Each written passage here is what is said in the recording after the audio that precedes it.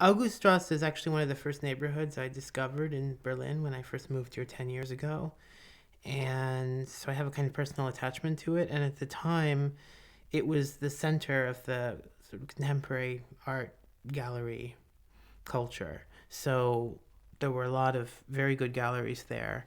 And so that sort of drew me to the neighborhood. So that was my first impression. That's why I first started going there. And it's changed over the years. So it's in a way it's an odd choice for like just a gallery tour.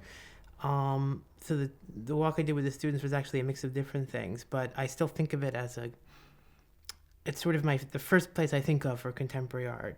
For liberal arts college, for liberal arts students, it's something that I do in all of my courses is I take students to museums and galleries because especially if it's a course focused on art, I mean obviously if it's not a course focused on art it's less of an issue, but for courses that deal with art in some way, uh, encountering the work in person, experiencing it with your, sort of in the space of your body, um, having a sense of its physical context.